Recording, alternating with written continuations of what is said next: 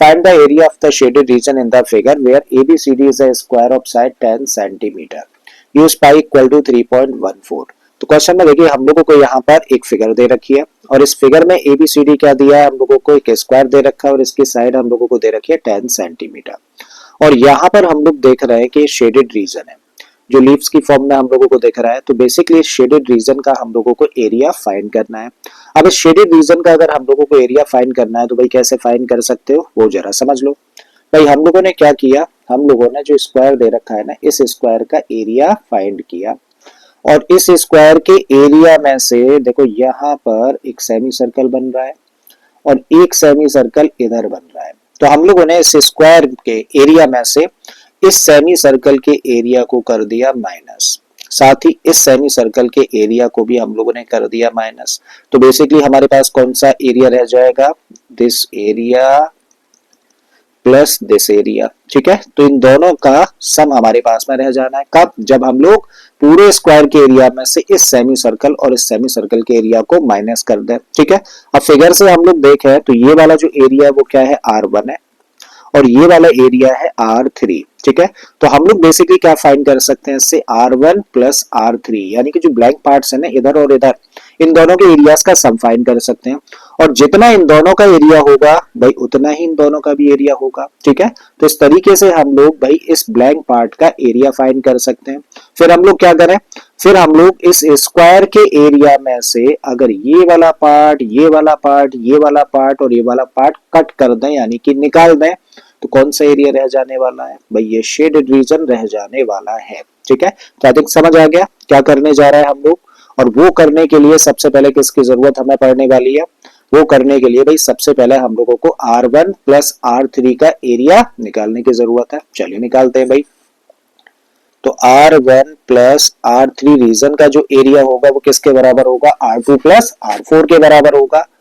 तो R2 plus R4 के, और अब निकालते हैं भाई इसका एरिया। कैसे निकाला जा सकता है, area of the square minus 2 into area of the semi circle. ठीक है, so the area of the square minus 2 into area of the semi circle. ठीक है, चलिए रखिए भाई values. Area of the square, square की तो साइड हम लोगों को पता है कितनी सेंटीमीटर, 10 सेंटीमीटर। तो अगर स्क्वायर का एरिया निकालना है तो बन जाएगा 10 का square minus 2 as it is रखा। सेमी सर्कल का एरिया निकालना है तो भैया सेमी सर्कल का एरिया निकालने का फॉर्मूला क्या होता है, पाई आर स्क्वायर अपॉन 2। रखिए पाई आर स्क्वायर अपॉन 2, क्योंकि सेमी सर्कल है तो अपॉन 2 लगा दिया। दो सेमी सर्कल थे तो 2 लगा दिया यहाँ पे। अब देखो 2 से 2 कैंसिल हो गया तो 10 का स्क्वायर तो कितना हो गया, ये हो गया 100 माइनस पाई की जगह पे रख देंगे 3.14 बोला है क्वेश्चन में, तो 3.14 और रेडियस यानी कि आर की जगह पे क्या रखोगे भाई। जब हम लोग इस सेमी सर्कल को कंसीडर करें तो ये वाला जो सेमी सर्कल है ना, ये 10 सेंटीमीटर क्या है, इसका डायमीटर है। और अगर 10 सेंटीमीटर इसका डायमीटर है तो इसकी रेडियस कितनी होगी, 10 का हाफ यानी कि 5 सेंटीमीटर। ठीक है, चलिए लिख देते हैं यहाँ पे। तो radius of the semi circle equal to 10 upon 2 का मतलब 5 सेंटीमीटर। अब आर की जगह पे रख दो 5, तो 5 का स्क्वायर है तो 5 इंटू 5 हो गया। ठीक है, फर्दर कर लो इसको सिंप्लीफाई।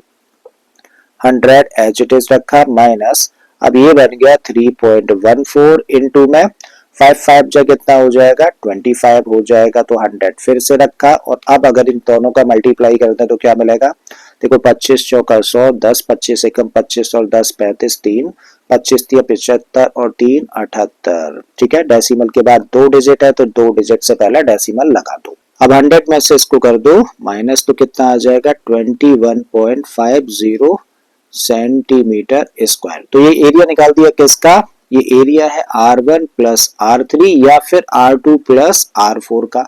लेकिन हमें तो किसका एरिया चाहिए भाई, इस टोटल ब्लैंक पार्ट का एरिया हम लोगों को चाहिए। तो क्या करें, सबको कर दें प्लस। ठीक है, so therefore R1 plus R3 plus R2 plus R4 अगर हम लोगों को फाइंड करना है तो R1 प्लस R3 की भी वैल्यू किसके बराबर है, 21.50। तो यहाँ पे रखा 21.50 और R2 और R4 की भी वैल्यू यही है तो प्लस कर दीजिए 21.50 को।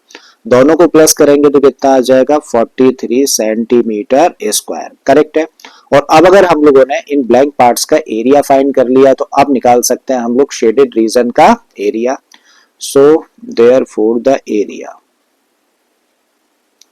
Of the shaded region equal to the area of the square। में से माइनस कर दें किसका, R1 plus R2 plus R3 plus R4, यानी कि ब्लैंक पार्ट का एरिया माइनस कर दिया जाए, ठीक है।